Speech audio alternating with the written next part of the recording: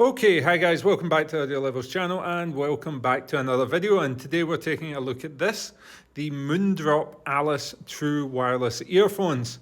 And yeah, this is something that I'm going to talk about in a context of a bigger picture, so if we'll get into that in a second. First of all, if you're new to the channel, please go ahead and subscribe. If you're returning, welcome back. If you like the video, please go ahead and hit the like button. It really helps out. And of course, leave a comment what you think of them, or leave comments asking for recommendations. I always like to try and help people out. But let's get into the actual review as fast as possible. And as fast as possible, don't buy them. They're not good enough yet. But if you want to stick around for the rest of the review, I'm going to tell you why it's interesting in a concept, and also where the chifi companies need to go to develop these sort of products a little bit further, because they have the capability there, and they're just at this point where they're not executing it well. When I talk about them not executing it well, this was something we saw when chifi companies first started hitting the market with earphones, and their earphones were a sort of quirky alternative to pretty basic and garbage main brands from Sennheiser, Sony, etc. They weren't quite in that point where they become the value proposition, where a $200 chifi earphone competes with a $500 earphone. That took time to mature, and it took 10 plus years before we started to see that sort of advantage coming in for the consumers. Similarly, in the past 5 years, I would say they started attacking the planar magnetic headphone market, the audiophile headphone market, and now they've got some fantastic sounding headphones that are just, they've gone from that sort of budget-friendly type stuff to excellent in their own right, and excellent in a way that Western companies can't really compete with their large overheads and marketing budgets and so on. True wireless earphones like this is a true wireless earphone, the Alice. It's not there yet, but it's in that stage where they're sort of sniffing about the bottom of the market, and they're trying to figure out their way to do it. And I'm going to talk about in this review what they need to do going forward, and how they can better their sort of products, in my opinion. Obviously, they're catering to a completely different market. As you can see by this box, they need to stop doing these boxes. This is stupid, this weeb stuff. It's crap. Like, if you give this to somebody as a present, what are they going to think? And the reason I've got this separated out, I mean, it's just cheesy and it's corny. It's a cheap tactic, and they're not the only one guilty of it, because C Audio do it with the Yumi, and other companies do it as well. But this is a pretty explicit weeb thing. And I think for most people, would you rather this box arrives at your house or this box arrives at your house? I think that's a classy looking little packaging there. And unfortunately, it's sleeved inside this weeb box. So, number one, ditch your stupid designs, because honestly, what weebs are spending $300, $200, $300, $400, $500 on a set of earphones. Right. So the actual packaging of this is super nice, super high quality box. Got a nice little texture on the outside, and the way they've embossed the Moondrop logo onto it is fantastic. The earphones are laid out perfectly on the inside, along with the accessories, etc. I'm not going to get into that too much, because the main focus of this review is just going to be telling you why not to get them. I know, strange, right? So we'll put the box back up there. Now, this is the earphones themselves. It comes in this also stupid case cover, which adds way too much bulk. I'm not even going to attempt to get this all the way out because it's locked itself in there, but you can see it's a surround case to I guess add extra protection. But what it does is it makes it far too bulky. It's already quite a bulky case, but it's far too chunky for my liking. It's also very plasticky feeling. So they need to get the size down on the cases to be competitive. But the real problem, and I was excited when these earphones were arriving because I hadn't seen photos or renders of them. The real problem came when I actually opened the box and I was faced with this. Now, that is a chunky boy. It actually sits vertically in your ear like this. And with the weight from the top, it kind of shifts about. It's just a very cumbersome design. It's basically a barrel designed earphone. You can see this portion with an appendage stuck on the side of it, like it's had some sort of growth defect coming off the side. It just is not a very comfortable earphone to wear. I think I found it very inconvenient and a bit of a pain in the ass to get a good fit, especially because there's this extra protrusion where the connecting pins are. And this added protrusion actually pushes it even further away from your ear, and yeah, it's just not very good.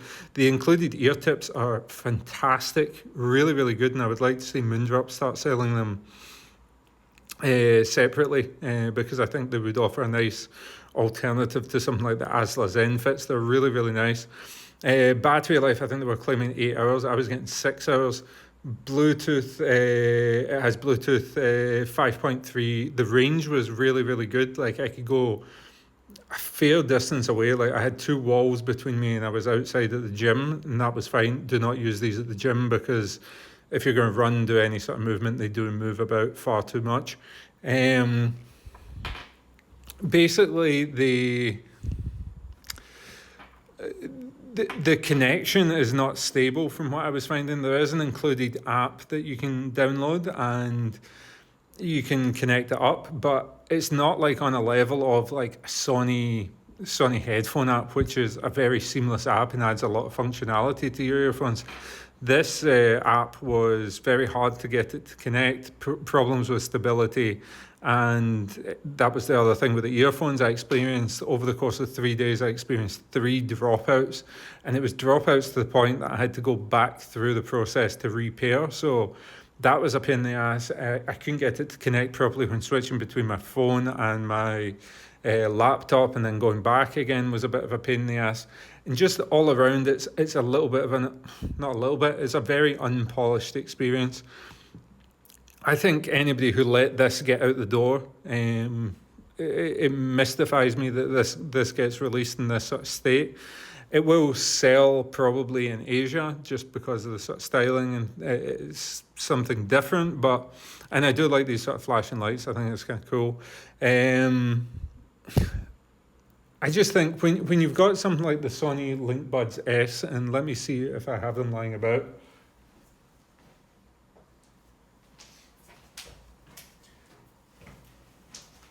Yes, I do. Sorry for the dead air. So here's my Sony Linkbuds S. And look at the difference in size of the case. This case fits into the small pocket on your jeans, no problem.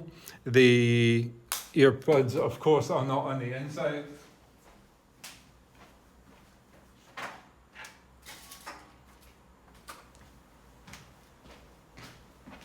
There you go. There's one of the earbuds that we can compare with.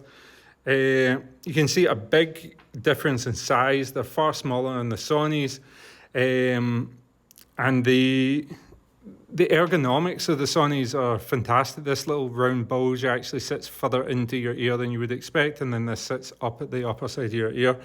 But side by side, it's a remarkable difference.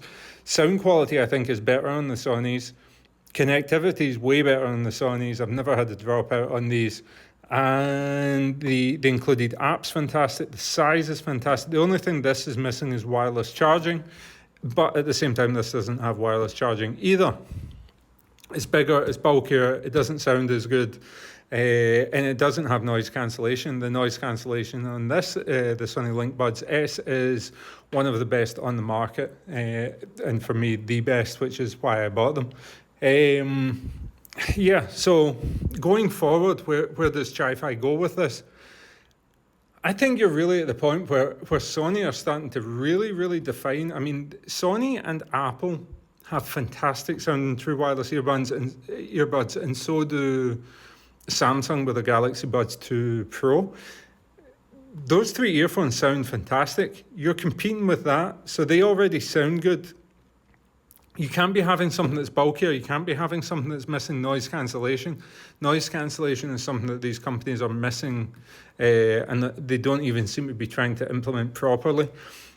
Work on your noise cancellation, get the size of the case down, get the size of the earbuds down, maybe enhance the bass a little bit, work on connectivity, and improve your app. If we're talking about apps, you really need to offer some actual functionality, something that's going to change how you use the earphones. Like with my Sony XM2s, XM4s, I use the noise pressure cancellation or whatever, or the active noise cancelling adaptation and stuff like that. Add some functionality to the app, make it more like the Western companies, because where you have chifi companies have got the jump on traditional companies in price to performance for their for the wired earphones, the chifi companies are not even laying a candle anywhere near Sony, Apple for true wireless just now. So that's where they're going to have to go. And I would say that the mountain that they have to climb to get to the point of this is far higher than they had to do on wired earbuds. Wired earbuds, the bar was set very, very low, under $100 by those big brand companies. They just threw stuff out to the market and just knew people would buy it based on the name. They didn't put a lot of effort into cables, tuning, drivers, etc., etc. Now, if you can bring some sort of audiophile level sound quality, like could you get a Tin Hi-Fi P1 in a true wireless? Like, could you get that driver and that sound, true wireless with some sort of stability? I would be willing to forgive some of the technological regressments there.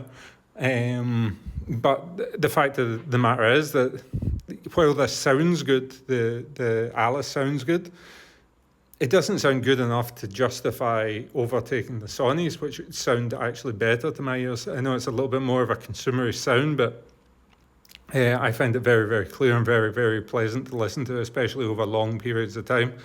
So I think that's where it is with true wireless earphones from the Asian brands so far.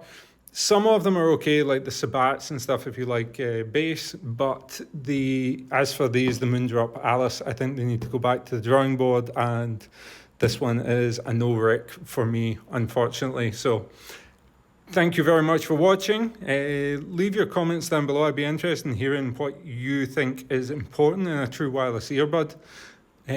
For me, I've outlined in this review, I've outlined what is important to me in this sort of market space. So I'd be interested in seeing if that matches up to the people listening. Like how much, in a true wireless earphone, how much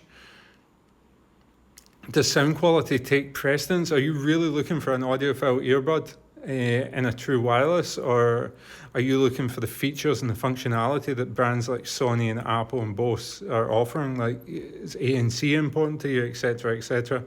Let me know about that, and I will see you guys on the next video. Have a good one.